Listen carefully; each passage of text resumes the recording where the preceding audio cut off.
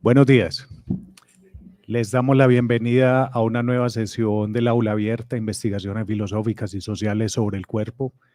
Hoy comenzamos unos minutos tarde debido a dificultades técnicas que afortunadamente ya pudimos solucionar.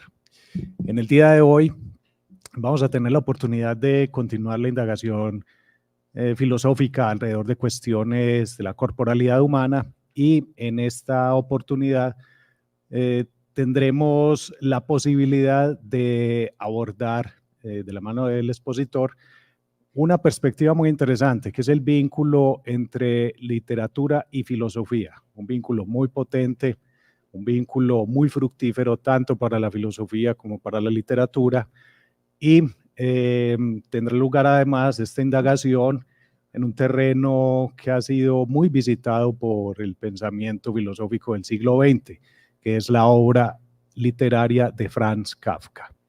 En el día de hoy tendremos la oportunidad de escuchar a Kevin Amaya, egresado del Instituto de Filosofía, quien cursa actualmente sus estudios de maestría en el instituto, y nos va a presentar la conferencia Kafka, Ángel de los Enfermos. Al final de su ponencia tendremos oportunidad, como siempre, de interactuar con el público, preguntas, observaciones. Y en ese sentido, les invitamos entonces a escuchar con atención, a apagar sus celulares, por favor, y disponernos a una escucha atenta. Agradecemos a Kevin por su participación y por ofrecernos sus reflexiones en el día de hoy. Te damos la palabra, Kevin. Muchas gracias.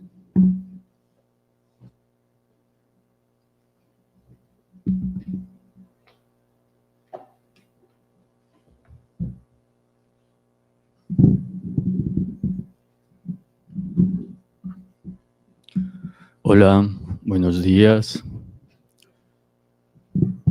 Muchas gracias, Andrés, y muchas gracias al grupo de investigaciones filosóficas y sociales sobre el cuerpo.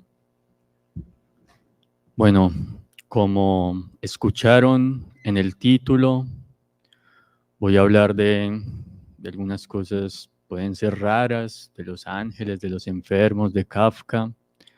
Voy a hablarles de ello en la primera semana de noviembre, empezando los días y el mes de los muertos, de la rememoración de los muertos.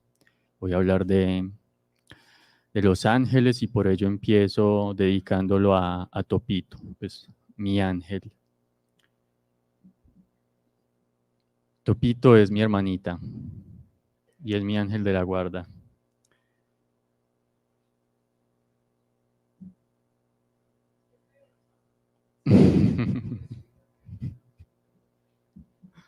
Vamos a ver qué pensamos al final de la charla. El ángel de los enfermos, Kafka y la escritura como herida. Quiero que vean precisamente las imágenes que acompañan. Estas son dos imágenes de la infancia de Kafka, en una posición que usualmente se solía, cuando llevaban a los niños a tomar las fotos, se solía que se vistieran de tal manera. Lo que no se solía es que llevaran ese rostro. Y es lo que quiero que retengan para luego conversar acerca de ello. Esta expresión, Kafka, el ángel de los enfermos, la tomo de Walter Benjamin. En su correspondencia con Gershon Scholem, un par de años luego de la muerte de Kafka, Benjamin le dice a Scholem que junto a su cama tiene a Kafka como ángel de los enfermos. Le dice también de que ha mandado a traer los escritos póstumos y los ha empezado a reseñar. Aquí aparece la imagen del monumento de los pasajes en Porvoo, lugar en el que Benjamin se quita la vida en 1940, luego de que, bajo la amenaza de la Gestapo, intenta salir de Francia, entrar a España, le niegan la entrada y él decide quitarse la vida. En este lugar donde él se suicida, pues hacen este monumento, el monumento a los pasajes, y también tomar esto como una rememoración a Walter Benjamin. Vuelvo, junto a mi cama tengo a Kafka como ángel de los enfermos. Esto a mí me llamó en demasía la atención por dos cuestiones. Inicialmente, por el lugar que tiene el ángel o la imagen del ángel en la filosofía de Walter Benjamin, que posteriormente pues les hablaré de ello. Y en segundo lugar, de que remitiera esta imagen del ángel hacia Franz Kafka. Benjamin ya había hablado del ángel, especialmente el ángel de Durero, en su grabado Melancolía, y luego del Angelus Novus, o el ángel de la historia. Los tematizó. De ello han surgido pues inmensas e importantes reflexiones, pero caracterizar a Kafka como un ángel, y especialmente como un ángel de los enfermos, fue algo que, al menos en las pesquisas que he realizado, no está plasmado. Simplemente lo menciona en la correspondencia y no vuelve sobre ello. A mí me pareció pues muy intrigante de que asociara a Kafka a la figura del ángel, una figura que es tan importante para Benjamin. Entonces no podía tomarlo a la ligera, ya que ese peso que tiene el lugar del ángel en Benjamin y caracterizar a Kafka como un ángel ha de enarbolarse de alguna manera, y fue pues lo que me propuse hacer inicialmente. Pero es algo en lo cual no voy a ahondar, pues esta conferencia no va a ser sobre la figura del ángel en Benjamin, sino que voy a tomar esa expresión y voy a ir hacia Kafka, hacia la obra de Kafka, y ver cómo podemos constelar, un término también que utilizó mucho Walter Benjamin, estas imágenes, este pensamiento en imágenes, este pensamiento de la imagen dialéctica que es muy propio de Benjamin. Inicialmente, la primera figura del ángel que trata y de la cual hace interesantes reflexiones Benjamin, como les dije hace un momento, es la figura del ángel de la melancolía, de Alberto Durero. Y lo comenta en El origen del drama barroco alemán, o el Trauspiel, que por lo demás fue su tesis de habilitación que le fue denegada. Una tesis que no le fue aceptada y por la cual Benjamin tuvo que verse en los márgenes precisamente del pensamiento y de la academia. Una tesis que le fue negada precisamente por su carácter novedoso de utilización alegórica de imágenes, por sus análisis literarios, y entonces desde la escuela, pues desde los institutores filosóficos, Horkheimer entre ellos, se la negaron, y por eso Benjamin anduvo en la errancia. En El origen del drama barroco alemán,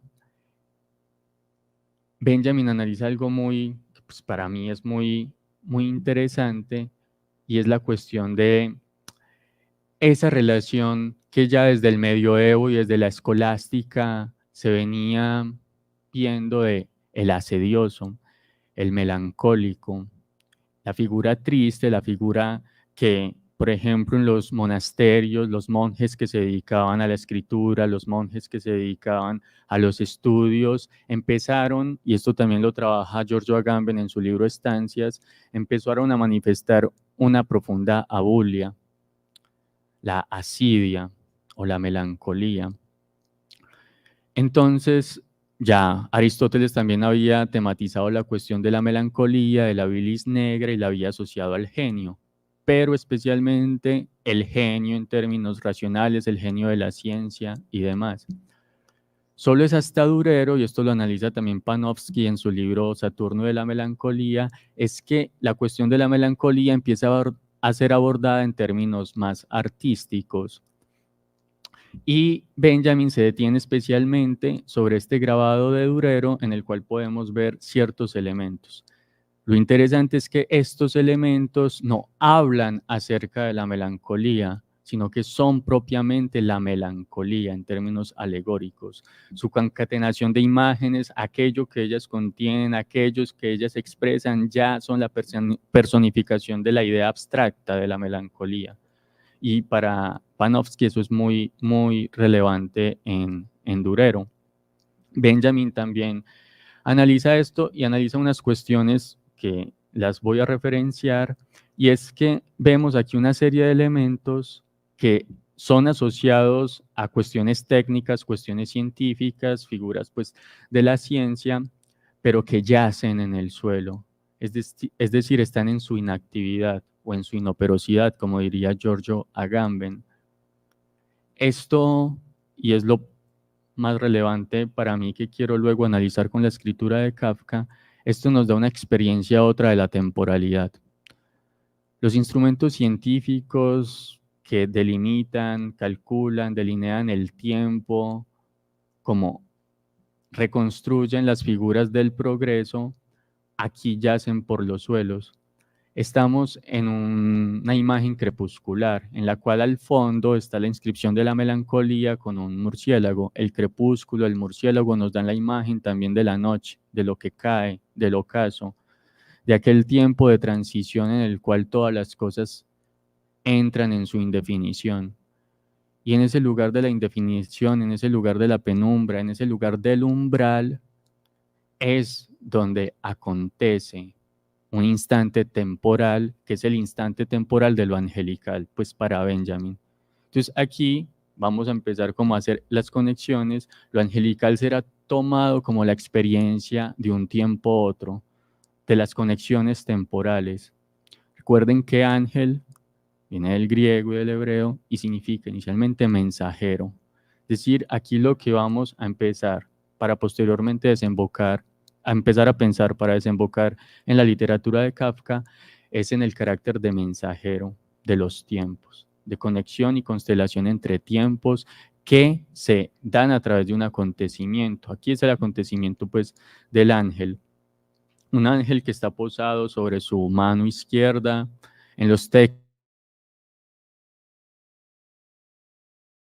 cuestión de los humores en Hipócrates, la melancolía pues tenía que curarse a través del oído izquierdo. Tal vez por eso es que este personaje, este ángel, está posado sobre su mano izquierda, tiene una llave también entre las manos que no abre nada, tiene unas alas que no están desplegadas, hay también un daimon a su lado que está cabizbajo, un perro yace en los suelos, es decir, todas las figuras nos dan esa instancia de lo inoperativo, de la inactividad, del alejarse del mundo de la acción y del tiempo que corresponde al mundo de la acción. De esta manera se abre un tiempo otro, el tiempo melancólico, que es a la vez el tiempo que nos permite ya pensar otras posibilidades de ser y estar en el mundo.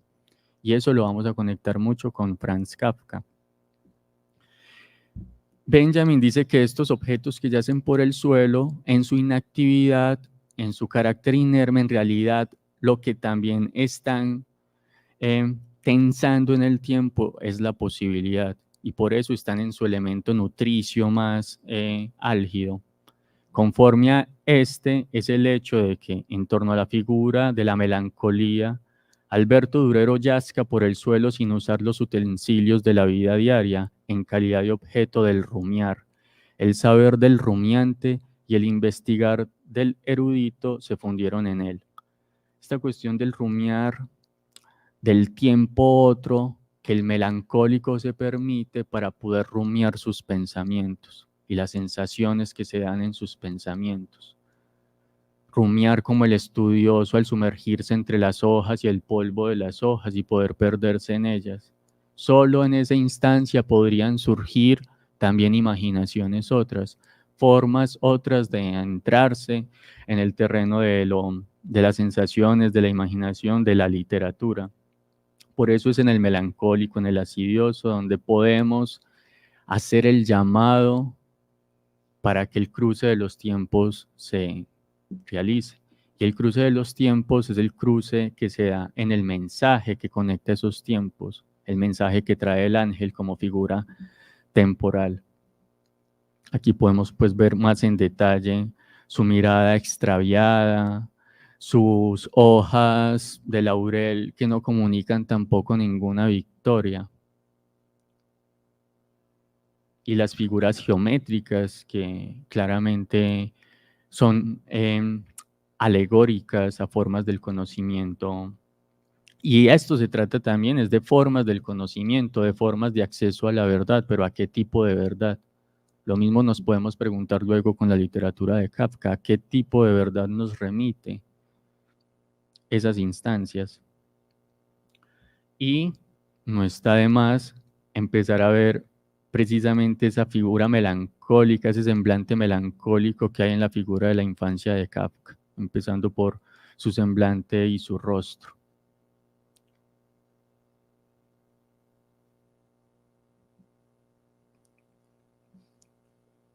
Aquí traigo una cita de Sebald en un ensayo que se llama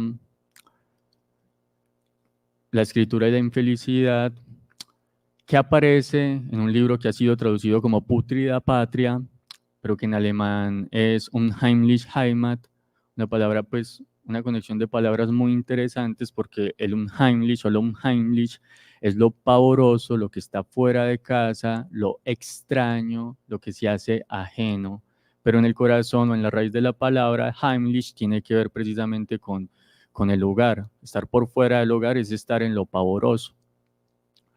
Entonces, un Heimlich Heimat es como habitar el hogar de lo pavoroso, de lo espantoso, sentir en lo propio lo más extraño, que es también lo que nos va a traer la literatura de Kafka. Y aquí Sebald nos dice, la opinión de Kafka de que todos nuestros inventos los hacemos durante nuestra caída no puede desecharse tan a la ligera. La melancolía, el reflexionar sobre la infelicidad existente, no tiene nada en común, sin embargo, con el ansia de muerte. Es una forma de resistencia. Cuando, con la mirada fija, se repasan las cuentas para ver cómo ha podido ocurrir eso, se ve que la motricidad del desconsuelo y la del conocimiento son idénticamente ejecutivas. Entonces, algo de lo que nos está diciendo Sebald, en este tiempo otro que instaura la melancolía y ese mirar melancólico, no hay como tal una suspensión del pensamiento, sino más bien lo que hay es un ritmo del pensamiento tal que puede habitar el tiempo en el que, a partir de las observaciones, conecta con la profundidad saturnina. La profundidad saturnina, que es la que se asocia también a la melancolía, lo lleva a las instancias de la tierra, de lo profundo, del tiempo en el cual se puede perder en cada uno de los detalles, en cada una de los modos del ser de las cosas. Entonces, por eso no tiene que ver tanto con una ansia de muerte como a la ligera podríamos tomarlo, esta mirada melancólica, sino que hay esa pregunta o se permite esa pregunta de cómo ha podido ocurrir eso. ¿Qué es eso? Hay que indagarlo. Eso puede ser el mero hecho de vivir, de la existencia, de estar ahí, de estar arrojado, de sentirse en muerte y de sentirse en vida en esa existencia. Se ve que la motricidad del desconsuelo y la del conocimiento son idénticamente ejecutivas. Ahora damos paso a otra de las figuras angelicales que analiza Benjamin, y es la del Angelus Novus. El Angelus Novus es un cuadro de Paul Klee, al cual Benjamin, una vez le conoce, queda totalmente fascinado por allá en las primeras décadas del siglo pasado, y inmediatamente pues lo adquiere, lo compra y va a permanecer con él hasta el momento de su muerte y de su suicidio. El Angelus Novus tuvo varias tematizaciones por parte de Benjamin. La más famosa es la que se da en la 9ª tesis sobre el concepto de historia, pero no aparece solo allí, sino que ya él antes lo había tematizado y pues vamos a verlo. Esta es la descripción que Benjamin da del Angelus Novus del cuadro de Klee en la 9ª tesis sobre el concepto de historia. Dice: hay un cuadro de Klee que se titula Angelus Novus. En él se representa un ángel que parece como si estuviese a punto de alejarse de algo en lo que fija su mirada. Los ojos como platos, la boca muy abierta, las alas totalmente extendidas. Este debe ser el aspecto del ángel de la historia.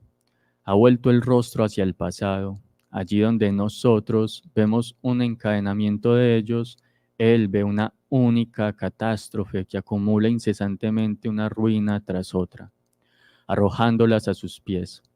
Bien quisiera él detenerse, despertar a los muertos y recomponer tanta destrucción.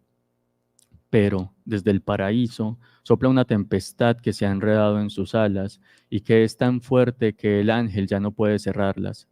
Esta tempestad lo empuja hacia el futuro, al que él da la espalda, mientras que los montones de ruinas van creciendo ante él hasta llegar al cielo. Esta tempestad es lo que nosotros llamamos progreso. Bueno, es una imagen muy lacerante, una alegoría. Quiero que lo vuelvan a ver. Quiero que vean la torsión que Benjamin analiza en este ángel, con las alas extendidas, llevado por la tempestad que viene desde el paraíso, de la expulsión del paraíso, de la caída del paraíso, que son alegorías religiosas, pero que Benjamin, a fin de cuentas, lo que está haciendo es la conexión con cuestiones profanas, es decir, con la vida y con la historia. Por eso esa tempestad que viene desde el paraíso es el progreso, pero el progreso ¿sobre qué se cimienta? Sobre ese cúmulo de escombros, ese cúmulo de muertes, la historia de la infamia, que es la historia universal. Entonces, aquí también volvemos a ver la torsión temporal en relación con el ángel. El ángel lo que está haciendo es una conexión de tiempos. El ángel aquí está arrasado por la tempestad del progreso hacia el futuro, pero él tuerce a mirar hacia el pasado, a rememorar el pasado. Y hay algo pues muy bello y muy interesante que él dice, bien quisiera él detenerse, el ángel, despertar a los muertos y recomponer tanta destrucción. Esto hace pues referencia o está íntimamente conectado con el Tikkun Olam, que en la cábala judía es el momento de la restauración, de la reparación, de la vuelta a la armonía original en la cual pues va a llegar la justicia. Entonces, esta torsión temporal del ángel tiene que ver con esas instancias precisamente del Tikkun Olam que aparecen inmersas en la cábala judía. Esta es otra de las referencias que tenemos al Angelus Novus por parte del amigo de Benjamin, donde él hace el saludo del Angelus, Scholem escribe el saludo del Angelus y dice, tengo prontas las alas para alzarme, con gusto volvería hacia atrás, porque si sigo siendo tiempo vivo, la desgracia me atrapará. Luego, Scholem, al referirse a este ángel, dice, mensajero de los dioses, un ángel de papel con bucles de pergamino. Y también quería traer una referencia del propio pintor de Paul Klee, donde dice, para desprenderme de mis ruinas, me hacía falta tener alas, y volé. En este mundo destrozado ya no me vinculo más que para recordar, así, tal como a veces se piensa en el pasado. Mi intención con traer estas alegorías angelicales, partiendo de esa expresión de Benjamin de que Kafka es el ángel de los enfermos, es hacer una conexión entre ver el ángel como un mensajero de los tiempos, que conecta tiempos, que entrecruza tiempos. Aquí para Benjamin es muy importante la torsión en términos de la rememoración. En realidad todo un estar en el presente no es más que intentar hacer legible las voces del pasado que han quedado acalladas. Y esta torsión temporal que acontece en el ángel es lo que quiero que pensemos, pero en la escritura de Kafka. cómo Kafka se hace un mensajero de fuerzas que lo invaden, de tiempos que habitan en él, y la forma en la que ese mensaje lo desgarra, esa herida lo atraviesa, es por medio de la escritura y por medio de la escritura literaria. Kafka es el ángel de los enfermos porque es el cuerpo que siente la escritura como una herida, pero permanece en ella, pero la siente, la huele, la palpita, la habita. Y es a través de ahí que él se hace escritor y que asume su herida y que asume también su cuerpo enfermo. Esta enfermedad la podemos ver en muchos sentidos, empezando pues por el mismo diagnóstico que se le dio de tuberculosis, que pronto lo vamos a ver. Entonces, por ahora quiero pues que quede clara esa conexión entre el ángel, el tiempo y la conexión que hay entre ambos, que en Kafka va a ser por medio de la escritura, el ángel como un mensajero. Ahora vamos a dar paso a un recorrido por las formas en las que Kafka, este ángel, este mensajero de los tiempos, asume esos tiempos o los siente en su cuerpo a partir o a través de la enfermedad. Y estos son fragmentos que aparecen en su diario, donde hace alusión precisamente a su relación con la enfermedad. Aquí hemos de tener en cuenta de que estamos en 1911, cuando a Kafka no se le da diagnosticado pues ninguna enfermedad, porque va a ser solo hasta 1917 que la tuberculosis se le diagnostica y ahí marca una ruptura como muy fuerte en su vida y que lo va a llevar a su muerte en 1924, hace 100 años. Entonces él dice: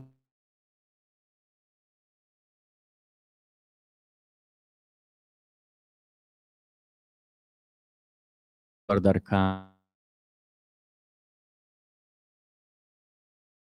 capacidad de consolar que tiene mi madre cuando, por ejemplo, viene de la iluminada sala de estar a la penumbra de la habitación del enfermo, o cuando al atardecer, a la hora en que el día empieza a convertirse uniformemente en noche, vuelve de la tienda y con sus cuidados y rápidas disposiciones hace que vuelva a empezar el día ya tardío y anima al enfermo a ayudarla a lograrlo. Aquí hay algo lindo y es cómo la vulnerabilidad y fragilidad del enfermo, que amerita cuidados, los pide, y eso es lo que él más desea, de estar enfermo, aunque no se le haya diagnosticado ninguna enfermedad. En ese llamado, esa fragilidad, cuando llega su madre logra hacer que la noche vuelva a empezar como día. Es decir, hay una transfiguración también del tiempo a través de la enfermedad. Y creo que es algo que todos hemos pasado por ello, y es el extrañamiento temporal cuando se padece un dolor o cuando se está en la enfermedad. El tiempo no es el mismo, el tiempo es otro tiempo, el tiempo nos agarra y se convierte en el nervio mismo del dolor. Cada segundo palpita como el nervio palpita en el dolor y se hace infinito. Entonces, la enfermedad es precisamente una de las mayores rupturas con Cronos o con la elaboración y representación de un tiempo lineal. En la enfermedad también aparece el delirio, y en el delirio están las conexiones de los tiempos, del pasado, del presente y del futuro. Luego, el 22 de noviembre de 1911, dice en su diario: lo que sí es seguro es que mi estado físico constituye uno de los principales obstáculos a mi progreso. Con un cuerpo así no es posible conseguir nada. Tendré que acostumbrarme a su fracaso permanente. ¿Cómo va a poder mi débil corazón, en el que vengo sintiendo punzadas en los últimos tiempos, empujar la sangre a todo lo largo de estas piernas?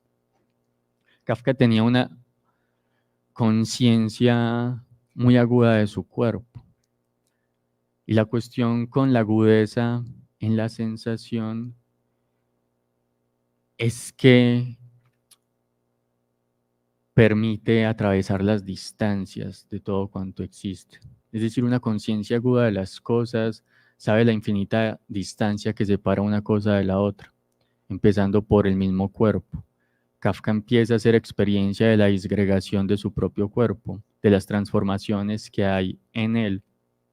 Y en esa disgregación de su cuerpo, en esa incomunicación incluso entre los órganos, es donde él empieza a padecer los abismales sufrimientos, no solo corporales, sino especialmente espirituales, al sentirse que todo va perdiendo suelo y sustento.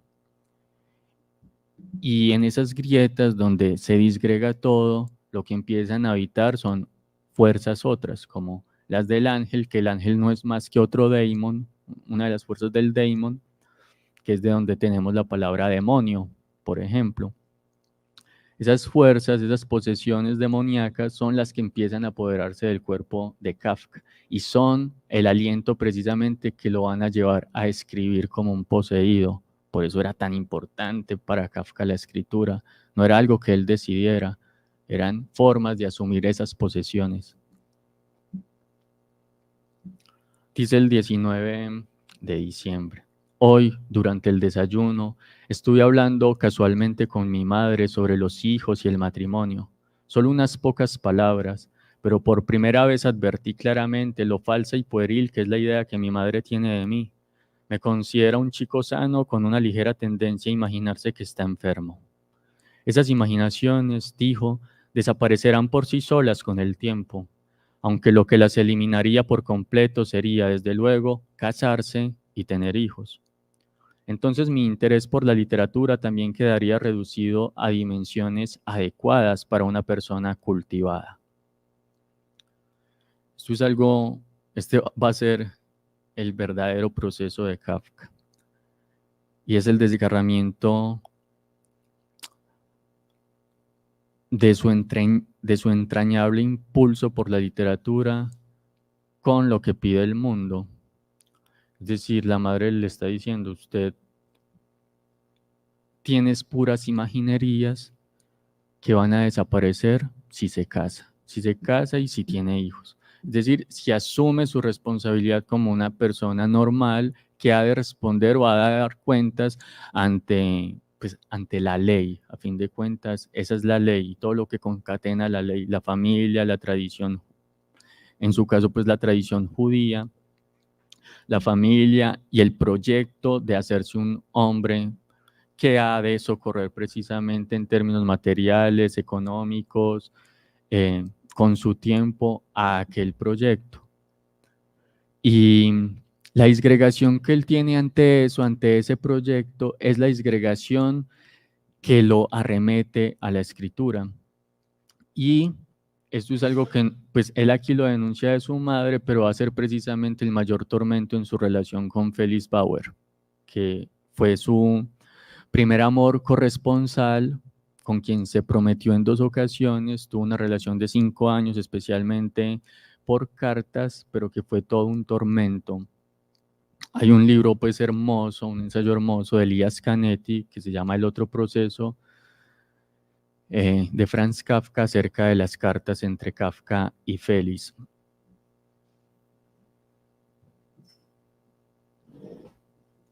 Les quiero leer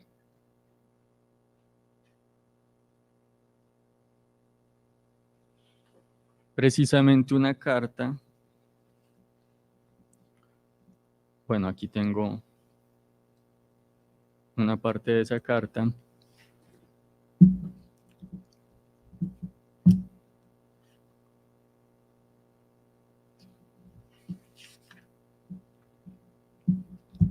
Que es este de acá, que envía Kafka a Félix y dice: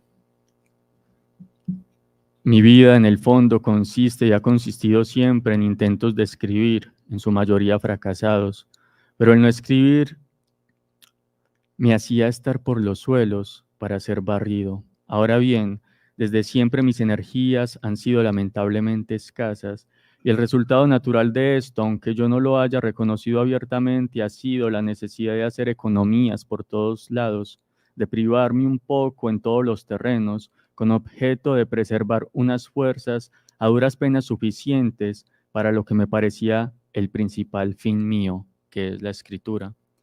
Y líneas más adelante dice: Y he empezado a creer que en alguna parte, aunque sea difícil descubrirla, tiene que haber una buena estrella bajo la cual pueda uno seguir viviendo. Una vez hice un detallado balance acerca de las cosas que he sacrificado en aras de escribir y de lo que este mismo hecho de escribir me ha quitado, o más exactamente, de aquello cuya pérdida no fuera soportable salvo mediante esta explicación. Y efectivamente, pese a lo flaco que soy, y soy la persona más flaca que conozco, lo que algo significa, pues me he recorrido ya un buen número de sanatorios. Tampoco puede decirse que, en lo tocante a la literatura, haya nada en mí que se pueda calificar de superfluo. Superfluo en el buen sentido de la palabra.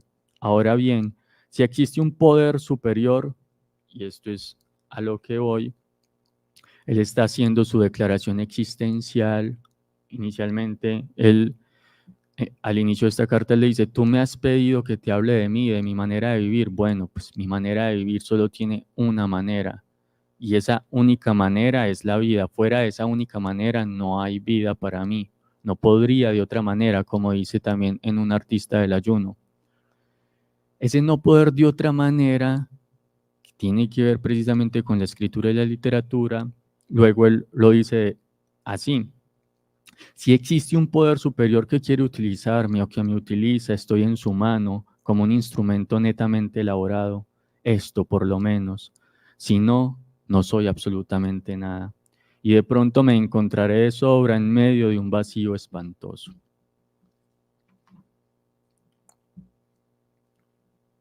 Y meses después vuelve sobre esta cuestión.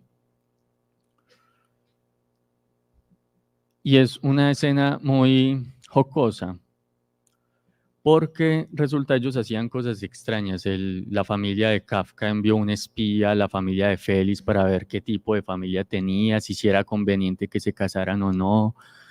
Félix también envió a su amiga varias veces, a Grete Bloch, a que intentara crear un puente entre Kafka y ella. Pues hacían ese tipo de cosas.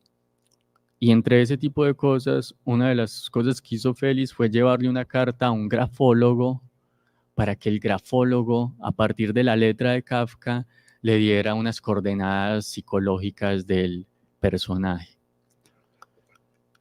Y este grafólogo le dice, que vive en la pensión, le dice algunas cosas como es alguien de carácter decidido. Kafka luego le contesta como no, dile que busque otra profesión.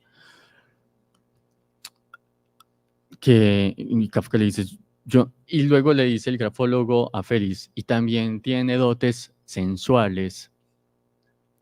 Y Kafka pues se indigna, dice, yo de esto no tengo nada, soy profundamente ascético, ni siquiera soy bueno, soy ahorrador. En fin, empieza a hacer una descripción de sí mismo. Pero aquello que más le ofende a Kafka, aquello que lo declara como una total incoherencia, pero no solo incoherencia, sino una ofensa existencial, es que este grafólogo le dice a Félix que él tiene cierta inclinación artística. Tiene una inclinación artística. Esto a Kafka le parece un exabrupto. Entonces Kafka contesta: ni tan siquiera es verdad lo del interés por el arte. Esto constituye incluso la afirmación más falsa de entre todo este conjunto de falsedades. O sea, más falsa del hecho de que dijera que es muy decidido, de que es sensual, de que no. Pero lo más ofensivo fue que dijera de que tiene este interés artístico. Yo no tengo interés alguno por la literatura. Lo que ocurre es que consisto en literatura. No soy ninguna otra cosa ni puedo serlo. Entonces, por eso traje también esta alusión a su enfermedad y a que su madre le dijera que se quitara si se casaba y si asumía la literatura simplemente como lo hace una persona cultivada que tiene intereses literarios.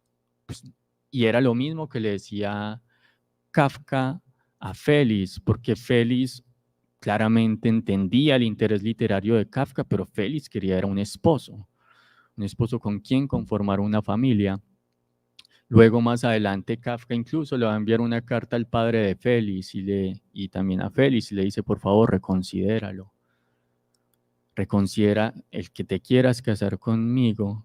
Si me preguntas por qué sería para mí la felicidad consistiría en vivir en un sótano, encerrado, sin tener que moverme, solo desplazándome hasta la puerta para recibir un platillo de comida por la rencilla y nada más. ¿Qué cosas escribiría entonces? Aunque luego se contradice, como siempre en Kafka dice, pero no abandones a este habitante de los sótanos. Por eso traigo esta imagen que está en el Museo de Kafka en Praga, de un sótano. Pero esto es una declaración existencial en el sentido de que el arte, la literatura no es ninguna inclinación, no es un pasatiempo, no es un hobby, no es algo que podría hacer en los momentos libres.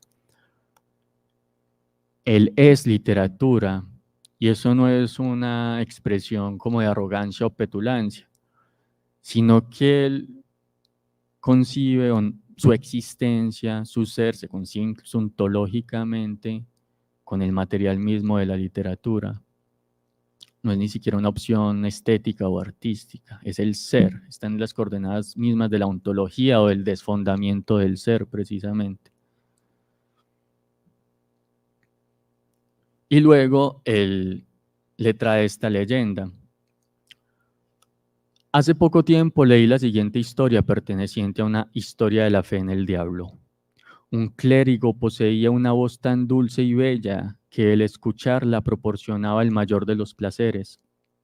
Un día, tras haber escuchado esa delicia, exclamó un sacerdote: esa no es la voz de un hombre, sino la voz del diablo.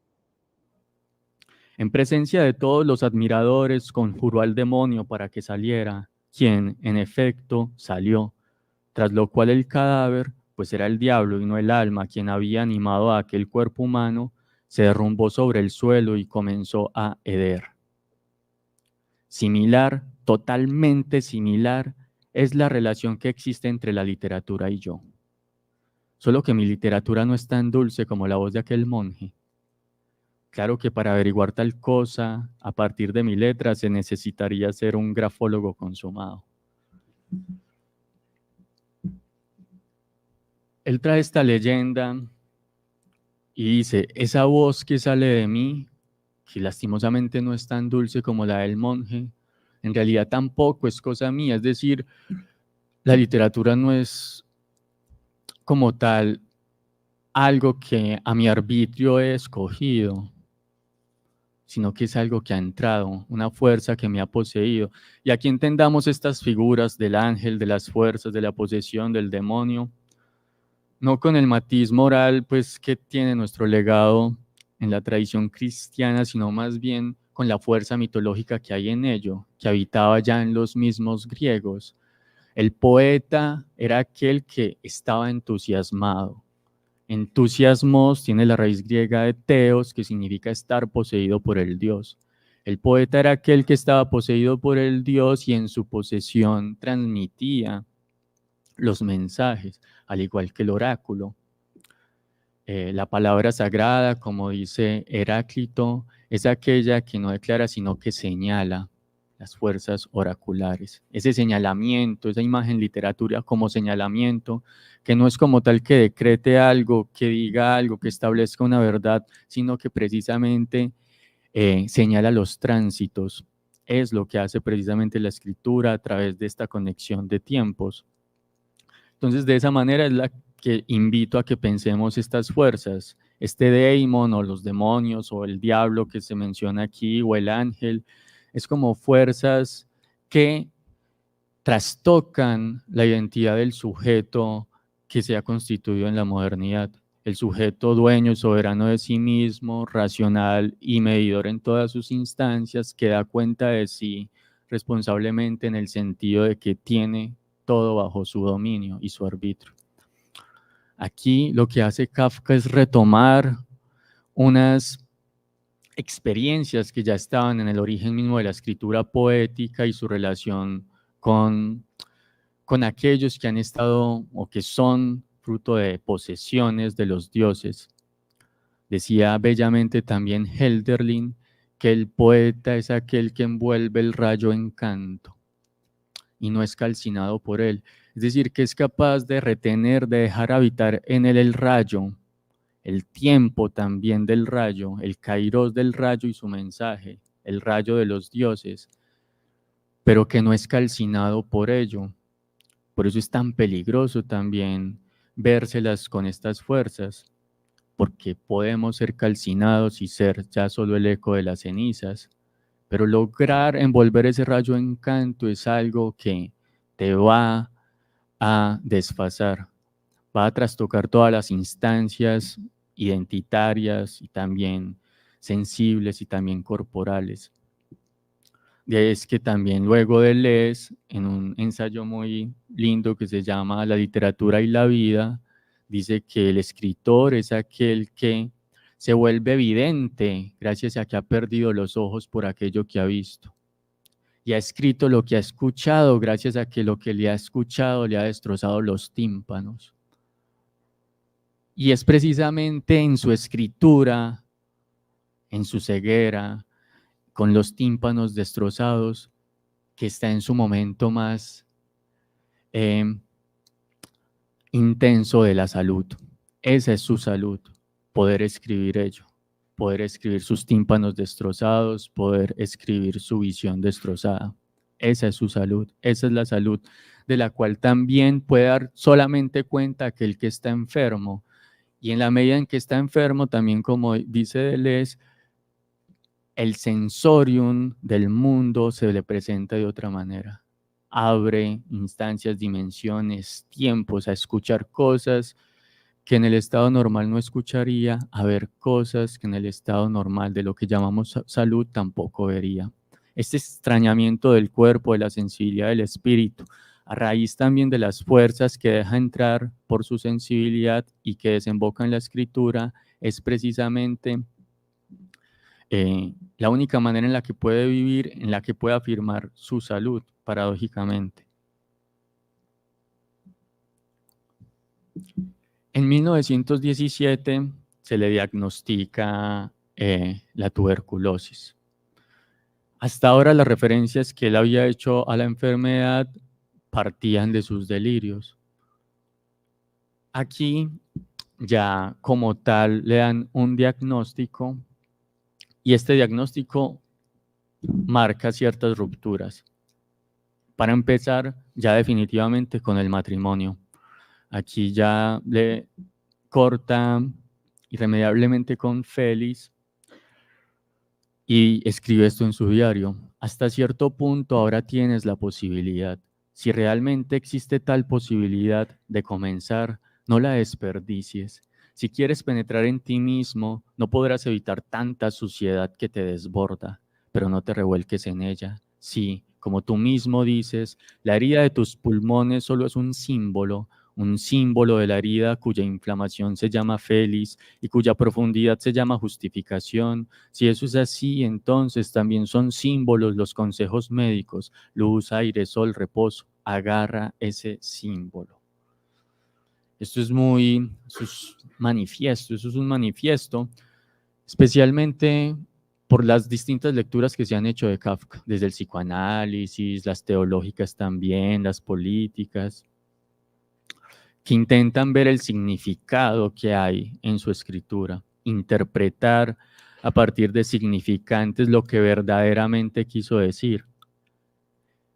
Y aquí Kafka nos está dando ciertas coordenadas, nos está diciendo esa herida de mis pulmones, y vean que estas coordenadas son coordenadas totalmente encarnadas, es decir, claramente la literatura tiene que ver con su cuerpo, con su vida, con su carne, pero vaya usted a entender o a comprender qué fue lo que ocurrió en su vida, en su carne. Tenemos los datos biográficos, pero qué fue lo que ocurrió ahí. Nos pueden decir los hechos de lo que le pasó en la vida de Kafka y de ahí es que han surgido las lecturas edípicas y demás. Pero en realidad, ¿qué fue lo que ocurrió en esa sensibilidad? Creemos tenerlas a partir de los datos y de los hechos de su vida, lograr colegir en su obra y cerrar ya la interpretación en esto. Creo que no. Y aquí Kafka, en esa herida encarnada, que son sus pulmones y que es la tuberculosis, él dice, es un símbolo. Y lo que me dice el médico también son otros símbolos. Es decir, de ahí es que él dice que él es literatura. Incluso su herida, incluso su sufrimiento, su enfermedad y su padecer son símbolos, es decir, son imágenes que trastoca otras imágenes y que construyen su literatura, pero que no es solo literatura en términos de artilugio, sino que en esa literatura es que él inicia su exploración a la verdad particular, pues propiamente de Kafka, que su verdad no es más que el error del errar, el error de estar en la no verdad, de peregrinar en el desierto, no hacia la tierra prometida, no hacia Canaán, la tierra que se le dio al pueblo elegido, sino al contrario, sino peregrinar en el desierto, en la errancia que supone el desierto, en la errancia de no tener tierra prometida. Eso fue algo que escribió Kafka el 28 de enero de 1922 en sus diarios, poco antes de morir.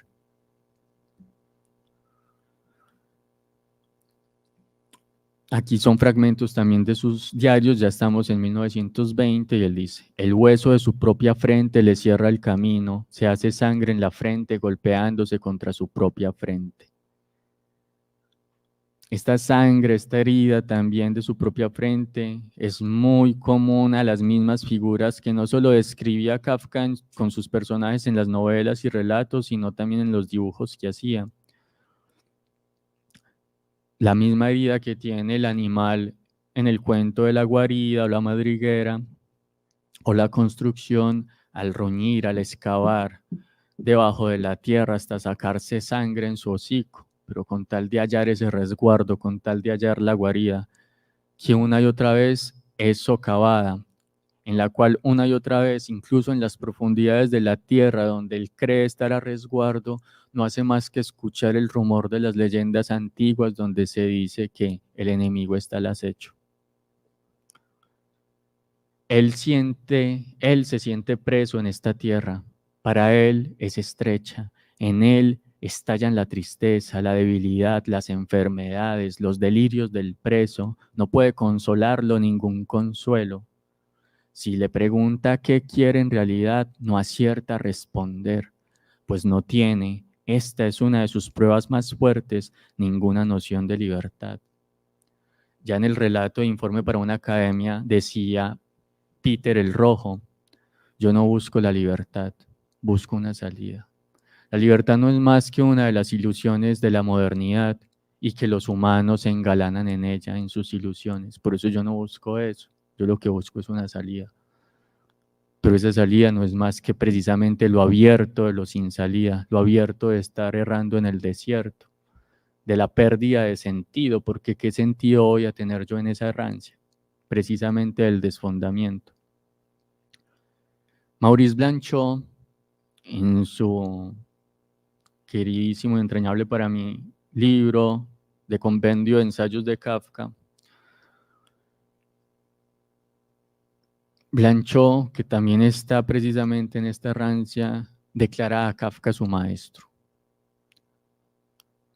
Y dice en la escritura del desastre y también en De Kafka Kafka, lo que Kafka nos da, don que no recibimos, un combate de la literatura por la literatura. Y después dice, la enseñanza de Kafka, o el gran legado de Kafka, que lo toma Blanchot también como manifiesto de su propia concepción literaria, y es que el escritor y la literatura empieza en la imposibilidad de poder decir yo, en el tránsito hacia lo impersonal de la tercera persona. Y eso lo ve Blanchot en Kafka, porque Kafka, y ahí está también lo interesante, cada que habla de sí mismo en realidad, para poder hablar de sí mismo, no puede hacer otra cosa que extrañarse hasta sus extremos.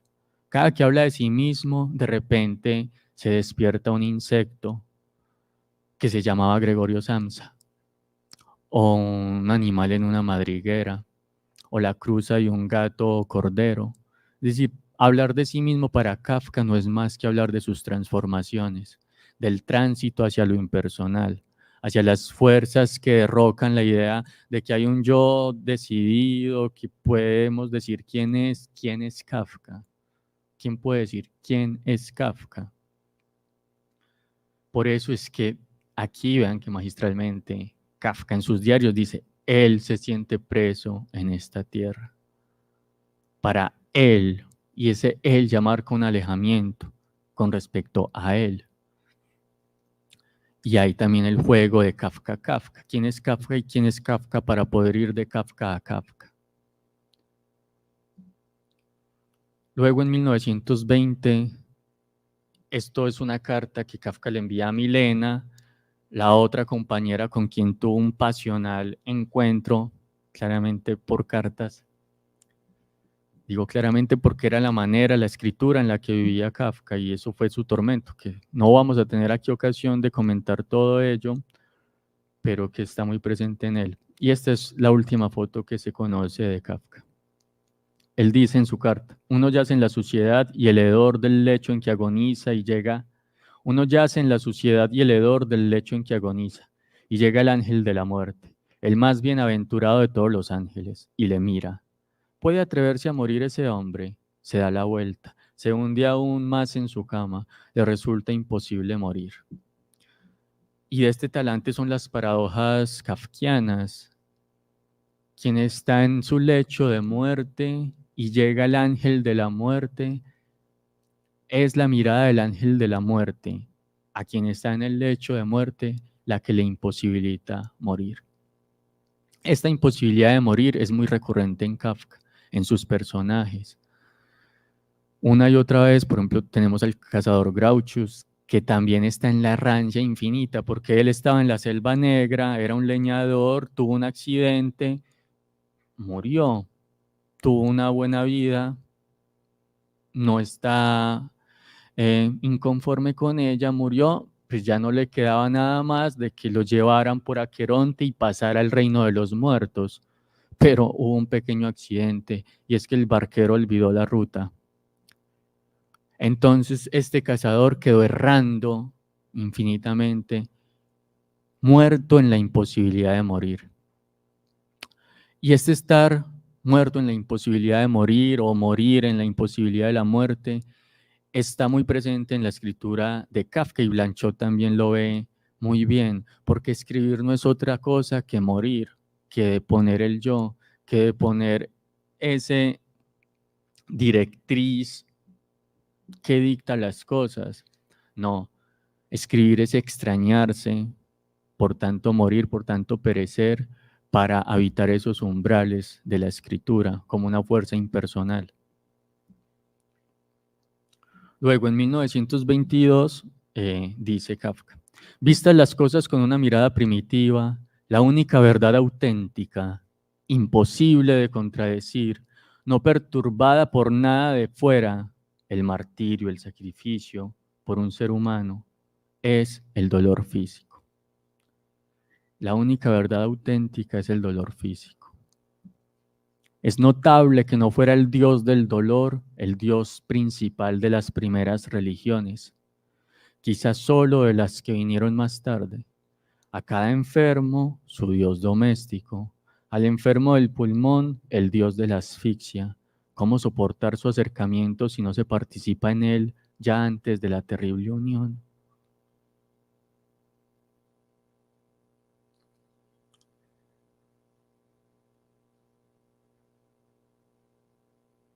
Es notable que no fuera el dios del dolor el dios principal de las primeras religiones. El dolor, el patos, el padecer.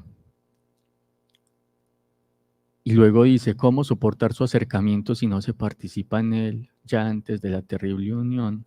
Estas formas de participación en esas fuerzas, otras, en esas fuerzas de los dioses que tienen que ver a fin de cuentas con el padecer. Del padecer surgen precisamente del lamento, de esa interrogación ante el sufrimiento por la existencia, es que surge la conexión con los dioses o su petición. Recuerden también cómo surge el teatro, cuando luego en la antigua Grecia del ditirambo, de la danza, surge el primer actor o agonista que empieza a mediar entre los dioses y el pueblo, empieza a preguntarle al Dios precisamente por qué tanto sufrimiento.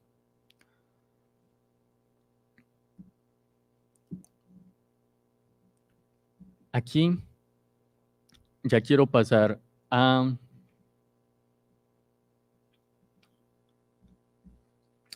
analizar o a decantar la enfermedad en la herida, pues que ya lo he venido trabajando un poco. Recordemos cuando dijo que la herida del pulmón era un símbolo. Luego en 1917, o luego no, en 1917 ya había dicho en sus diarios, la antigüedad de la herida, más que su profundidad y su proliferación, es lo que la hace dolorosa. Ser desgarrado una y otra vez en el mismo canal de la herida, ver otra vez en tratamiento la herida que ha sido innumerables veces operada, eso es lo malo, la antigüedad de la herida. Y recuerden lo que yo hablaba ahorita de las conexiones temporales. La herida o este padecimiento lo que hace es precisamente delirar los tiempos y hacer que ellos se entrecrucen. Recordar en una herida todas las heridas. Sentir en una cicatriz el desfondamiento que hay en su profundidad y un desfondamiento que viene de edades antiguas, de edades oceánicas. Y eso en Kafka era muy enigmático, y eso era con la profunda y problemática relación que él tenía con el judaísmo, lo que más volvía, y es que el judaísmo para él tenía que ver con cierta experiencia del tiempo y de su falta en el tiempo y de la culpa que viene desde tiempos inmemoriales y de la manera en la que él también asume esos tiempos inmemoriales y de la manera en que esos tiempos inmemoriales al él escucharlos lo laceran, lo lastiman, lo hieren, pero esa herida no es más que la voz precisamente de todas las heridas. Luego en 1922 dice, así como tú, en la desesperada hora de la muerte no puedes meditar ni sobre la razón ni sobre la sinrazón, tampoco en la vida desesperada. Basta con que las flechas encajen bien en las heridas que han abierto. Este encajar bien en las heridas que han abierto es precisamente dar con la palabra precisa. Es escribir y escribir bien. Para Kafka eso era una exigencia no para ser publicado ni para convertirse en el mejor escritor de su momento, sino esta precisión tenía que ver con encajar y reconocer la herida precisamente.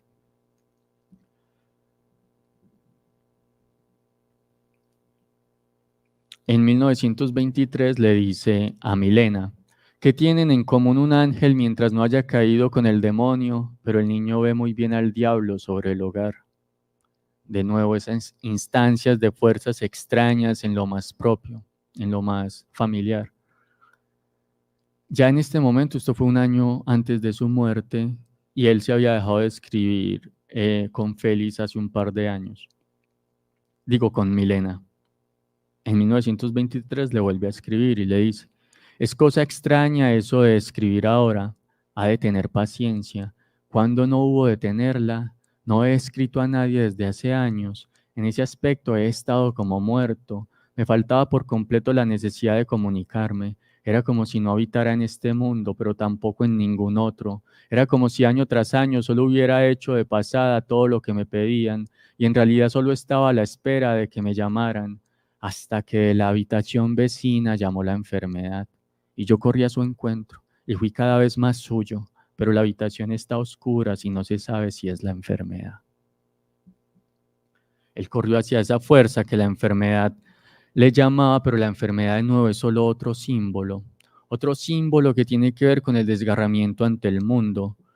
En los últimos años, en el último par de años, en su diario aparece una y otra vez esta figura, la del sentirse entre dos tiempos, la del sentir con un reloj interno que iba salvaje y aceleradamente, llevándolo al extremo de la soledad, apartándolo de la humanidad, y la del reloj externo que marchaba habitual y normal.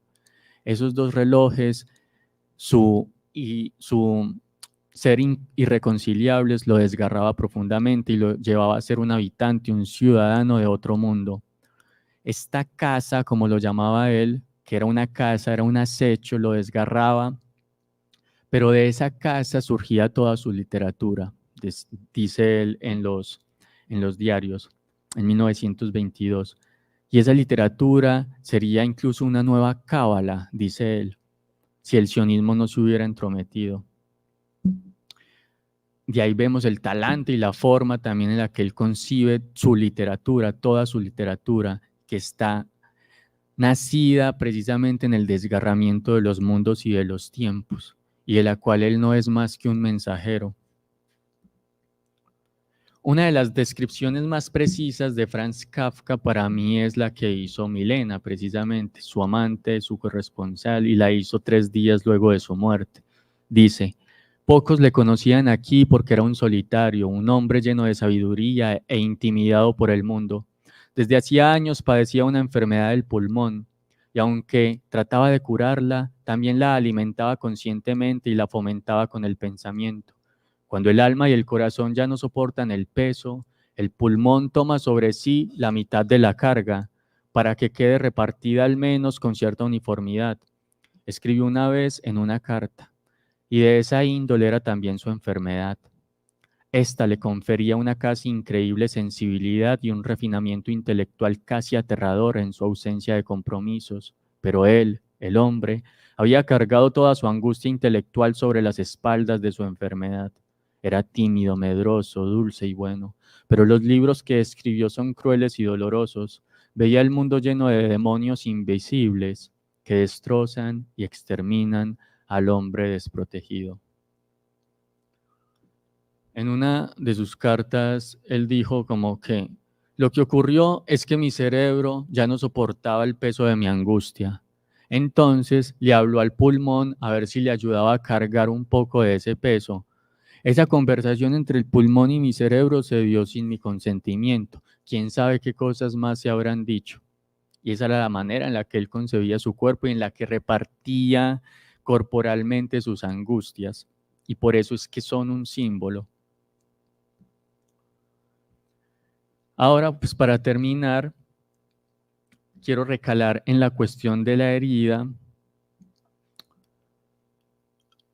sobre todo enfocándome en un cuento que se llama Un médico rural, en la cual de manera urgente un médico se ve en apuros porque tocan la campanilla en la noche porque un enfermo lo necesitaba en el pueblo.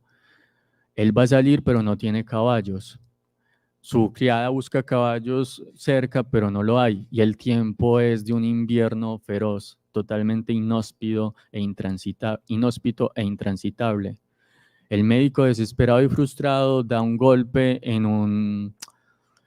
sobre una superficie que era la pocilga, accidentalmente, y de repente la pocilga, que ya no se utilizaba hacía mucho tiempo, sale un palafrenero con 2 caballos robustos. De ahí también ese extrañamiento. ¿Cómo va a salir de una pocilga que no se utilizaba desde hacía mucho por un golpe accidental, precisamente un palafrenero con los caballos que necesito? De ahí que la criada dice, uno nunca sabe lo que tiene en la propia casa. Uno nunca sabe lo que tiene en el propio cuerpo. Uno nunca sabe de que Gregorio Samsa, cuando se fue a dormir, cerró las puertas con llave. Estaba en su guarida, estaba precisamente en su resguardo, y es ahí, en su resguardo, donde luego de sueños intranquilos se despierta convertido en un monstruoso insecto. Uno nunca sabe lo que tiene en la propia casa. El médico, aunque estaba a mucha distancia, de repente sale de la casa y ya está en el lugar de manera instantánea, en un tiempo del Kairos. Cuando llega, ve al enfermo y lo ve delgado, sin fiebre, tampoco está frío ni caliente, con ojos vacíos, sin camisa. El joven se yergue bajo el edredón y se abraza a mi cuello, susurrándome al oído: doctor, déjeme morir. El doctor dice: no, este joven no tiene nada, está atiborrado de café, pero nada más le falta aire, común en todos los personajes de Kafka. Pero luego la hermana del enfermo saca un pañuelo lleno de sangre y efectivamente tenía una gran herida en su costado izquierdo.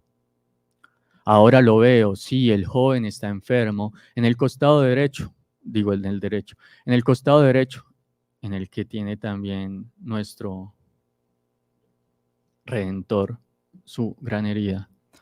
En el costado derecho, en la zona de la cadera, se ha abierto una llaga tan grande como la palma de la mano, que escribe. Rosada, con múltiples matices, oscura en el centro, más clara en los bordes, la superficie suavemente granulada, con sangre acumulada e irregularmente distribuida, abierta como una mina subterránea que viene desde el fondo, desde las profundidades. Ese es el aspecto que ofrece a cierta distancia. Al aproximarme noto una complicación. ¿Quién puede contemplar eso sin dejar escapar un silbido? Interesante, sobre todo porque estos extrañamientos hacen que se pierda el lenguaje tal y como representativamente lo concebimos. Por eso es que el último relato de Kafka, Josefina la Cantora, trata de la cantora Josefina en el pueblo de los ratones, que es la mayor cantante, pero no sabe cantar. Solo sabe emitir silbidos, que por lo demás emiten todos los demás ratones. Como Gregorio Sansa también, que solo puede graznar. Es decir, esta pérdida de extrañamiento en el lenguaje también es muy propia de este padecer, desde el cual Kafka escribe. ¿Quién puede contemplar eso sin dejar escapar un silbido? Gusanos, tan largos y gruesos como mi dedo meñique, de color rosado y manchados de sangre, firmemente adheridos al interior de la herida, se abren camino hacia la luz con sus cabecitas blancas y sus numerosas patitas. Pobre muchacho, ya nada te puede ayudar. He encontrado tu gran herida. Con esa flor en el costado, sucumbes. Unos gusanos que van hacia la luz desde la oscuridad y que tienen el tamaño de los dedos de su herida, con la cual sucumbe, pulula la vida, y pulula la vida en forma precisamente larval. Luego el enfermo le dice al médico: vine al mundo con una hermosa herida, eso fue todo lo que traje, nada más. No fue en el mundo que me hice la herida, vine al mundo con esa herida, y por lo demás fue lo único que traje. Este padecer, esta desprotección, esta vulnerabilidad, este dolor, fue lo único que traje. Nada me protege, nada me resguarda, en nada encuentro cobijo, nada incluso me puede salvar, ni tú. Y por lo demás, esta herida desde la cual sucumbo es una hermosa herida. Como en el corazón del sufrimiento y de este padecer el enfermo viene a decir: es una hermosa herida, fue la única que traje. Gilles Deleuze, en Lógica del Sentido, tiene un capítulo dedicado al acontecimiento. Y precisamente en una poética estoica, partiendo de aforismos vitales, dice: el acontecimiento solo se da en las heridas, o parten de las heridas. ¿Cómo estar a la altura del acontecimiento? ¿Cómo estar a la altura de las heridas? ¿Cómo no blasfemarlas desde el resentimiento, sino ser dignos de ellas? Y darse en la herida un segundo nacimiento. Nacer desde ella como hizo Dionisos, afirmarla y declararla hermosa como hizo Nietzsche con su amor fati. ¿Cómo encontrar en ella lo necesario para poder decirle sí, que vuelva una y otra vez en el eterno retorno? Deleuze trae una frase del poeta Joe Busquet, que fue herido en la guerra, donde Joe Busquet dice: la herida existía antes que yo, he nacido para encarnarla. Encarnar la herida es dejarse atravesar por el acontecimiento, y el acontecimiento no es lo que acontece, sino es lo que ocurre en lo que acontece. No son los hechos que de repente trastocan todo, sino es saber, encontrar y ver en ellos la verdad eterna que contienen. Solo en ese momento podemos afirmar el acontecimiento como se afirma la herida y ver en la herida todas las heridas, en la herida la catástrofe, la peste, la guerra, dice Deleuze, y afirmarla, porque afirmarla sería poder precisamente transformarse en ella y darse un segundo nacimiento a través de ella, ser un tránsito con ella y a la vez perecer en ella, como dice Nietzsche en su Zaratustra, ser un tránsito y un ocaso. Un peligroso camino, un peligroso caminar, un peligroso estremecerse y pararse, un peligroso mirar atrás. Lo grandioso en el hombre es que es un puente y no una meta. Lo que puede ser amado en el hombre es que es un tránsito y un ocaso. Yo amo a los que saben hundirse en su ocaso, dice Nietzsche. Y Kafka fue alguien que supo hundirse en su ocaso, que supo abrirse a las fuerzas que lo constituían, a los demonios, a los ángeles, a los diablos, a esas posesiones que traían mensajes, no ya como Hölderlin para poder envolver el rayo en canto, pero tal vez sí para poder errar, porque como Hölderlin ya también lo pronosticó, estamos en el tiempo de la ausencia de los dioses, en los tiempos de penuria. Solo nos queda errar en la noche sagrada, cantándole al dios Dioniso. Ya para terminar, quiero leerles un extracto de una carta que le envía Kafka a Masbrod, que Roberto Calazo en su libro K llama una lesión en la oscuridad o leçon du ténèbre, como también se llamaban en los dramas barrocos, a esto, que él dice es todo un manifiesto de demonología escritural, y yo estoy de acuerdo, dice Kafka. Escribir es una recompensa admirable y dulce, pero ¿de qué? Por la noche me parecía verlo claro, con la nitidez de una demostración para los niños, que es la recompensa por haber servido al demonio. Este descenso hacia las potencias oscuras, este desencadenamiento de los espíritus que por naturaleza están atados, abrazos oscuros y todo lo demás que puede suceder allí abajo, y de lo que ya no se sabe nada cuando se está arriba, y a la luz del sol se escriben historias. Existe quizás otra escritura, pero yo conozco solo esta, de noche, cuando el miedo no me deja dormir. Conozco solo esta. Su elemento diabólico me parece clarísimo. Como se despedía Kafka en sus cartas, suyo, Kafka. Este fue uno de los escritorios desde los cuales él escribía. Yo creo que ya es tiempo, o no sé si... Muchas gracias.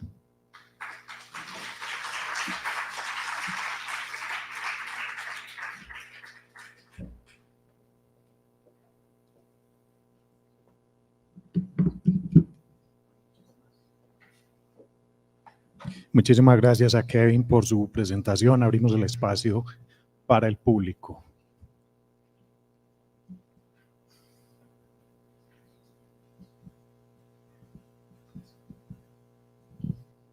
Profesor Kevin, buenos días. Buenos días. Gracias por su lúcida y gozosa presentación.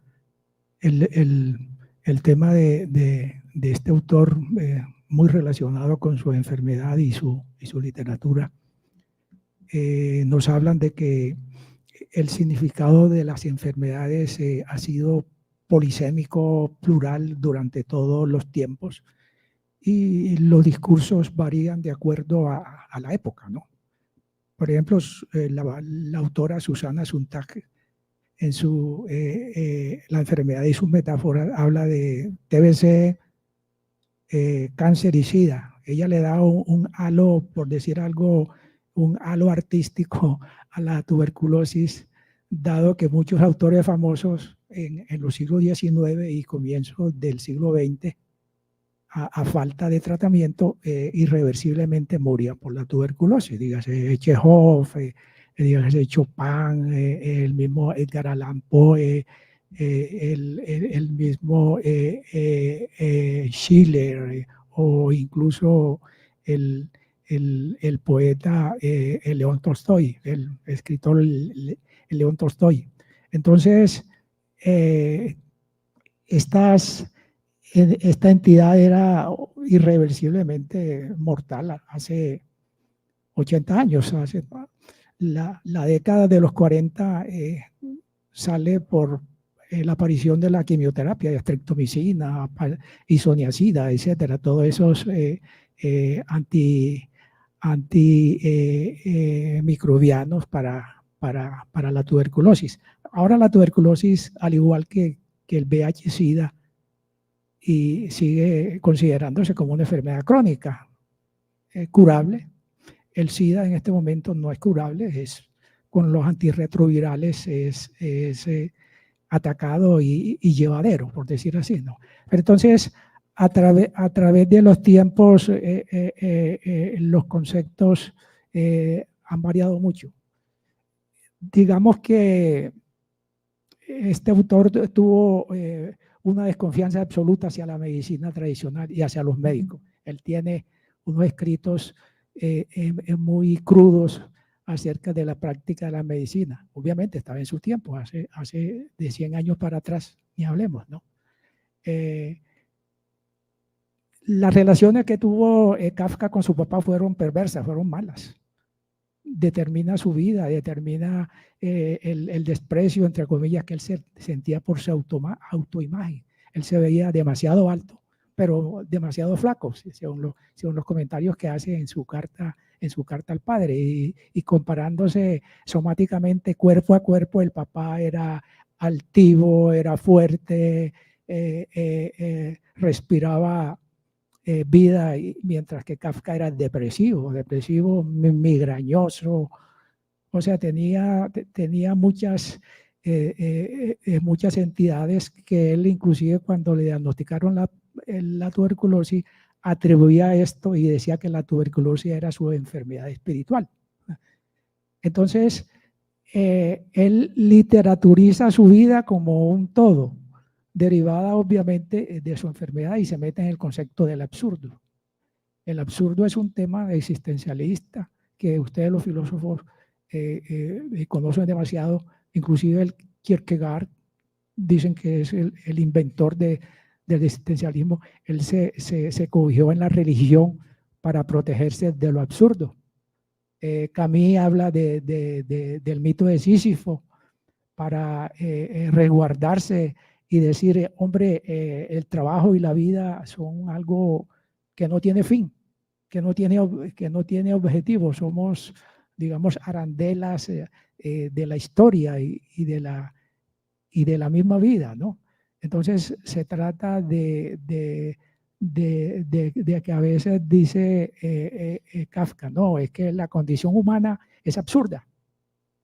Con base en eso, y puntualmente yo le pregunto si el hecho si se puede decir la absurdidad, se debe tomar como, se debe sobrellevar, o sea, si hay que dejar de luchar contra lo absurdo y dejarse llevar para poder sobrevivir. Eso es lo que yo termino preguntándole si es posible, o si la vida es absurda en lo que uno piensa, o si la aceptación de los sucesos nos da más tranquilidad. Muchas gracias.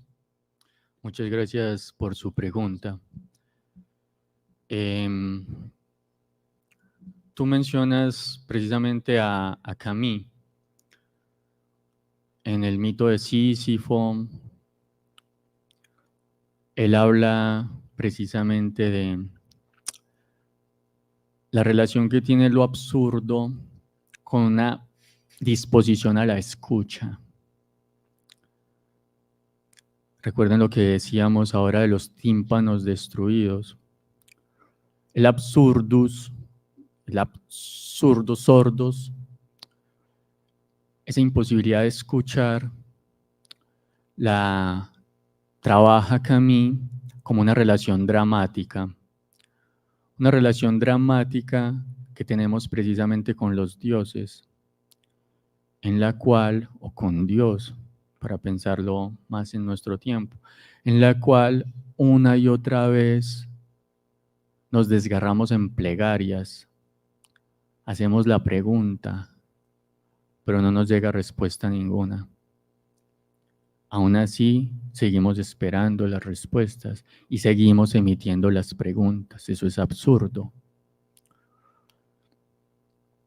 Por lo demás, Camus dice, si no fuera así, entonces tampoco valdría la pena vivir. Es decir, es precisamente en ese desfondamiento de sentido donde ya Camus y ellos se la juegan existencialmente. Gracias a que no hay sentido que podemos labrar nuestro sentido. Esa es básicamente una de las consignas que se podrían emitir de estas corrientes existencialistas, aunque Camus no se asumió como tal. Kafka, lo absurdo en Kafka es muy interesante, ya que no se trabaja conceptualmente como para buscarle un sentido, sino que lo manifiesta sobre todo. Veíamos, por ejemplo, en las figuras del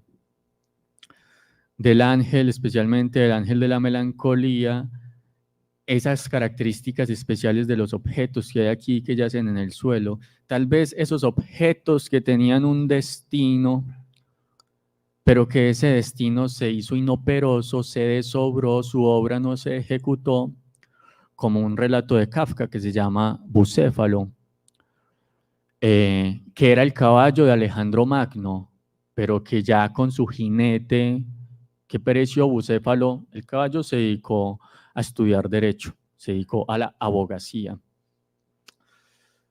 Benjamin hace un comentario brillante de esto, porque el jinete de Bucéfalo era el progreso, era el conquistador, era la historia. ¿Qué hace Bucéfalo precisamente sin dirección, sin su gran jinete conquistador? Y dice Benjamin, y lo que da a entender Kafka es que Bucéfalo tampoco se dedica, aunque estudió derecho, tampoco se dedicaba a la abogacía. Estudió derecho, pero no lo ejecuta. Ahí está la puerta a la justicia. Da la vuelta a lo que su jinete le había direccionado hacia el progreso, hacia la historia. Da la vuelta, y esa torsión y esa vuelta es precisamente la vuelta a la escritura, al Talmud. El Talmud significa estudio. Y en Kafka hay recurrentemente personajes de eternos estudiantes, estudiantes que nunca terminan su tesis. Creo que tenemos varios conocidos.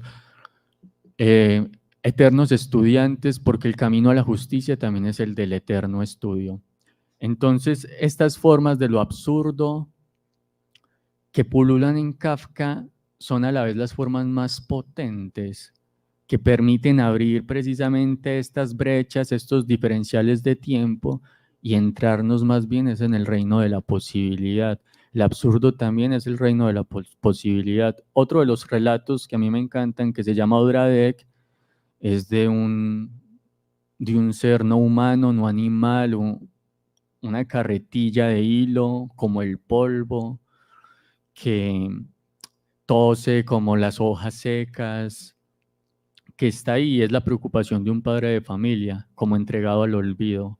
Este objeto extrañísimo, particular que es Odradek, que es la preocupación precisamente del padre de familia, es ese objeto del absurdo, pero que ese objeto del absurdo entregado al olvido, el olvido de aquello que se supone debería hacer como destino, pero que se desvió de ese destino y vive en esa extrañeza temporal, es lo que más nos enigma, lo que más nos sorprende, y vivir en ese enigma y errar en esa ausencia precisamente de sentido. La palabra ausencia es muy interesante porque el ausence es la falta del ser, pero también la falta del sentido.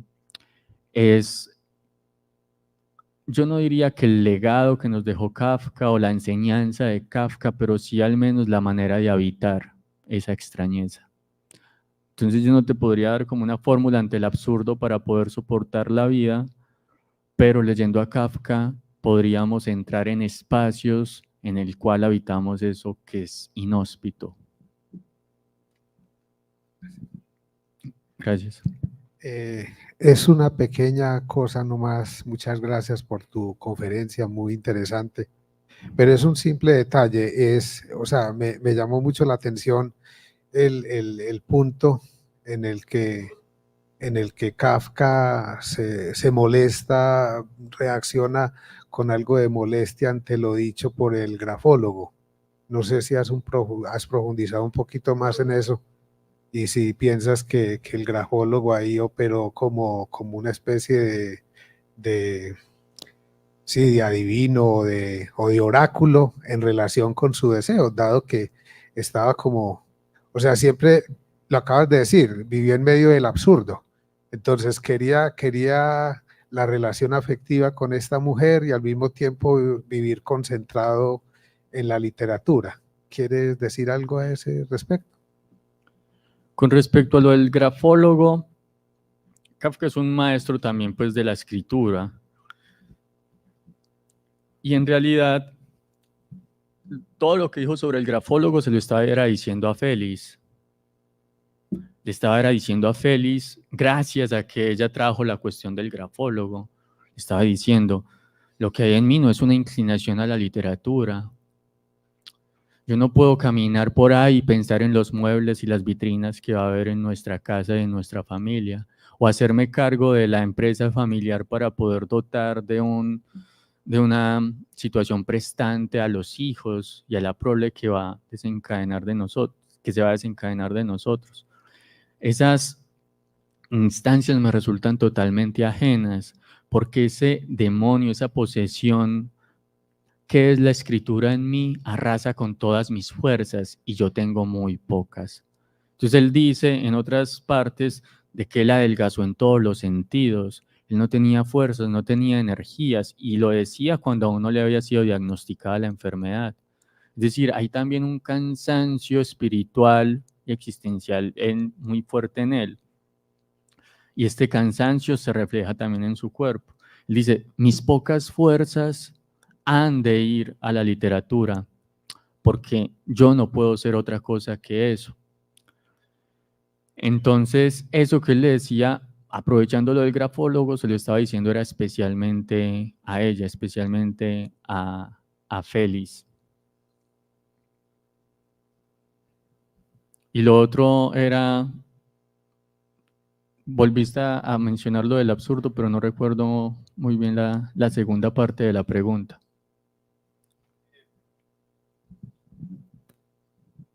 Es que el absurdo ahí es como esa incoherencia entre lo que, o sea, como si estuviera disociado entre el amor, digamos, la pasión, y de otro lado, digamos, el interés profundo que tenía por la literatura. Es que yo lo leo así, y excusas ahí pues por la interpretación, pues, pero es como si el grafólogo le hubiera dicho, ojo con ese muchacho, o con ese muchacho que a la larga, si usted lo que quiere es casarse, tener hijos, tener una familia, mire que ese tiene una inclinación artística, ese no le va a servir para eso. Ya él tiene bien definido el objeto de su deseo, el objeto de su goce, digámoslo en unos términos muy lacanianos. Entonces, es muy llamativo eso, porque el hombre reacciona, pues a partir de la lectura que usted hace, uno ve que el hombre se sintió leído, se sintió pillado en lo más íntimo de su ser, como si le hubiera incluso atribuido al mismo grafólogo una capacidad, digamos, venida de los dioses, de centrarse en su vida interior. Vale, sí, ya entiendo más tu pregunta y hay una discordancia interpretativa, porque Kafka no se sintió leído por el grafólogo, reaccionó antes contra la lectura del grafólogo, pero reaccionó porque la expresión tiene inclinaciones artísticas y por eso es que nos resulta como jocoso la expresión, porque como tú bien lo dices, pues uno podría decir claramente, sí, pues Kafka tiene inclinaciones artísticas y literarias, pero la pericia y el detalle o la precisión kafkiana radica en que la inclinación, según su lectura, sería algo que él es, pues él es algo y ese algo que él es tiene inclinaciones artísticas, así como tendrá otras inclinaciones. Kafka dice, no, eso no es así. Yo no soy algo que puede desarrollar una vida y a la par tener una inclinación artística, como si fuese un pasatiempo, como si fuese algo también que yo quisiera. No, yo soy literatura. Lo mío no es una inclinación, sino que es la raíz propia de lo que soy. Y en esa raíz también soy desarraigado, porque eso es lo importante también. Y es que aunque él una y otra vez llamaba a la escritura como su salvación, al mismo tiempo sabía que esa salvación no era más que una de las formas o su forma particular de perdición. La escritura para él era su consuelo, pero también su mayor tormento. Cuando él llega a la enfermedad, él dice, por fin ha llegado mi verdadera amante. Porque gracias a ella podía adentrarse, como la enfermedad del tiempo de convalecencia, podía adentrarse en su escritura. Pero esto no fue del todo sosiego. Pero aún así, él, con el tiempo para ello, él dice, ahora sí tienes la posibilidad, pero esa posibilidad se ve constantemente truncada por las fuerzas que se oponen también a la misma escritura. Y ese era el combate que él tenía en la propia literatura. Aquí hay una carta que él envía a Klopstock, donde dice, usted debe saber que le escribió a un hombre pequeño y pobre, poseído por todos los espíritus malignos posibles, de toda especie. Un mérito indiscutible de la medicina radica en haber introducido en lugar del concepto de posesión el concepto consolador de neurastenia, que sin embargo ha vuelto más difícil la curación y por otra parte ha dejado abierta la cuestión de si son, y esta pregunta es muy interesante, ha dejado abierta la cuestión de si son la debilidad y la enfermedad las que suscitan la posesión o si en cambio la debilidad y la enfermedad no son ellas mismas un estadio de la posesión, la preparación del hombre para volverse un lecho de reposo y de placer para los espíritus impuros. Es decir, yo no sé si la enfermedad es producto de esas fuerzas que me poseen o las fuerzas que me poseen también sean es gracias a ese extrañamiento que me da la enfermedad. Sea uno u otro, hay una relación entre el extrañamiento y entre esas fuerzas que se materializan por medio de la escritura. No sé si otra pregunta. Profesor Kevin, buenos días, muchas gracias. Me disculparán pues los médicos que hayan en esta sala, que creo que ahí hay uno, Ricardo. A muchos. Y los que me oigan, ¿cierto? Ah, bueno, perfecto. Muy bien, entonces miremos lo que decía Kafka en El Castillo, cuando hacía alusión al señor K, que lo llamaban yuyo amargo. ¿Y era por qué? Porque el yuyo amargo es una planta medicinal. Y era porque este señor K se interesaba más por el enfermo que por la enfermedad. Y hoy día, eso que dijo Kafka, que escribió Kafka en el tiempo, es lo que se revela ahora en la medicina, que es una alopatía surrealista, porque el médico de la EPS, no todos, pero me imagino que la mayoría, es que lo hemos padecido, entra uno y están diagnosticando la enfermedad, pero a uno no lo tocan. No le dicen, señor, yo soy tu médico, te voy a tocar, ¿cierto? No, ellos están trabajando en esa alopatía irredenta sobre un diagnóstico que está etéreo en los libros, pero el enfermo está ahí vivo, padeciendo, ¿cierto? Y lo que ellos ignoran con seguridad, pues tampoco lo sabía Kafka, con seguridad tampoco lo sabía Kafka, es que los seres vivos como sistema abierto, los seres humanos también, estamos intercambiando fluctuaciones de masa y energía con nuestro ambiente. Estamos creando nuevas estructuras, ¿cierto? Que hacen que se modifique el ambiente y eso lo desconocen totalmente. Por eso yo recurro a lo mismo que decía Kafka del demonio, pero pensando en el demonio no como algo escatológico, sino como algo que es cierto. La gente, el éxito del demonio es que la gente cree que no existe. Y sí existe, y es el ego. Es un homúnculo infecto que ha permeado todo el ser humano desde que entró en la duda existencial de la que hablaba Kierkegaard, diciendo que la duda no se comprende ni siquiera a sí misma. Gracias, profesor. Bueno, otra cosa, perdón. Soy abogado bucefalino.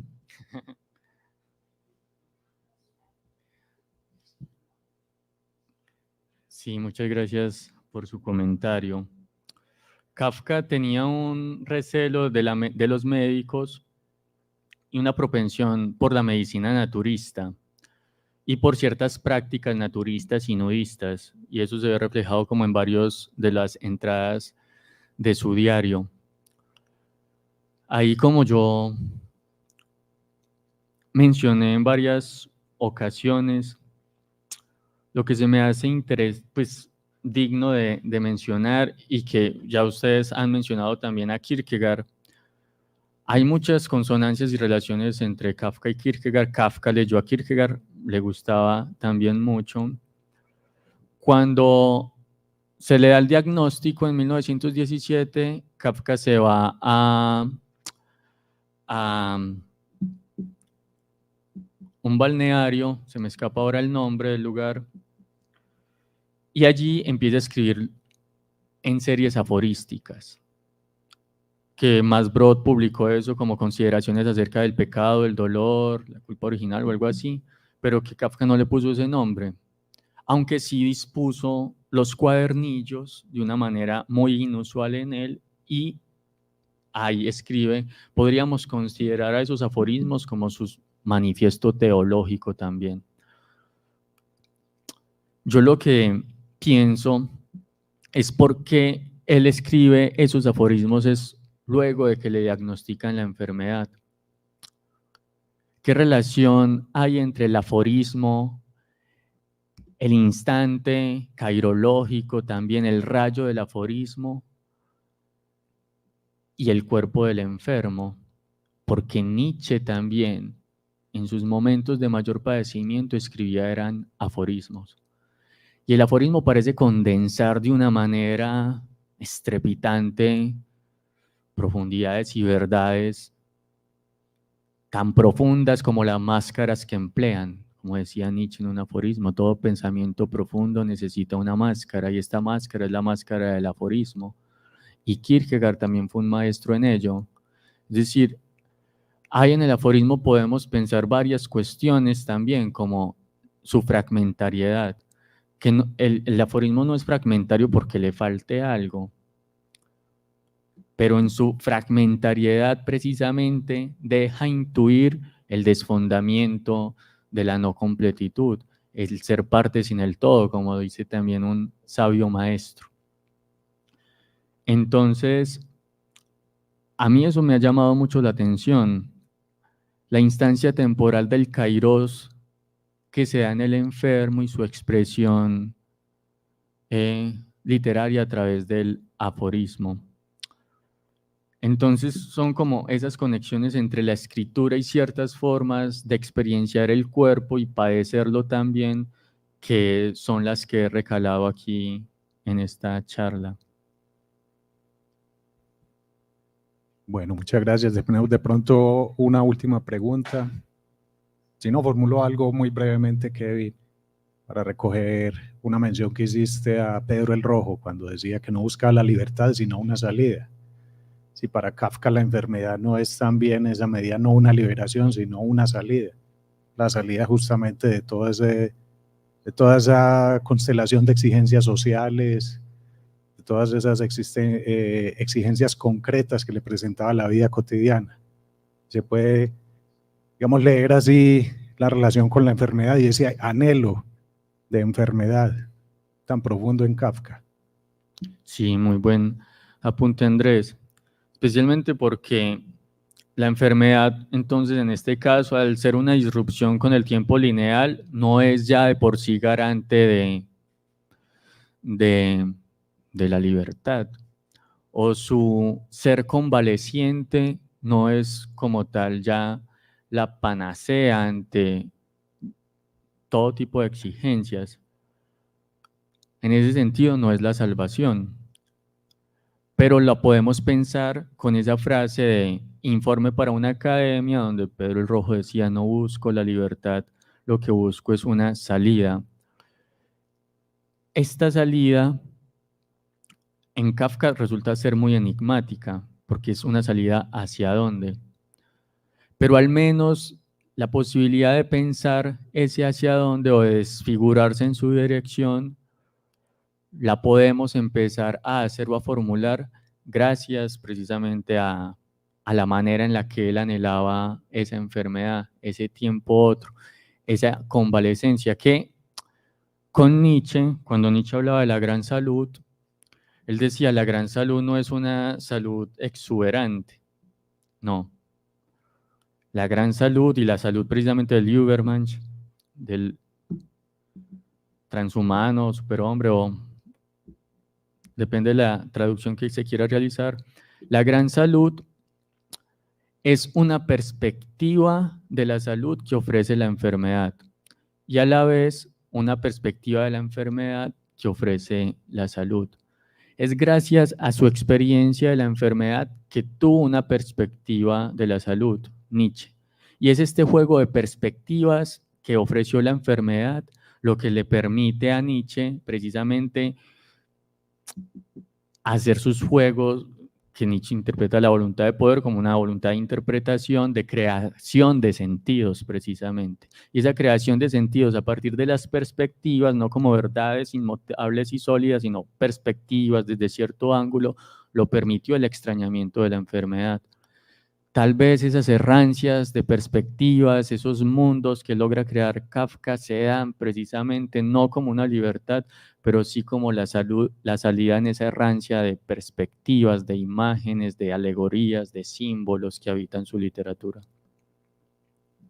Bueno, muchísimas gracias. Muchas gracias a Kevin por su presentación. Muchas gracias a quienes nos acompañaron hoy. En redes también, la próxima semana tendremos una conferencia sobre atmósfera, coexistencia y ecofenomenología. Invitados, invitadas. Muchas gracias. Gracias.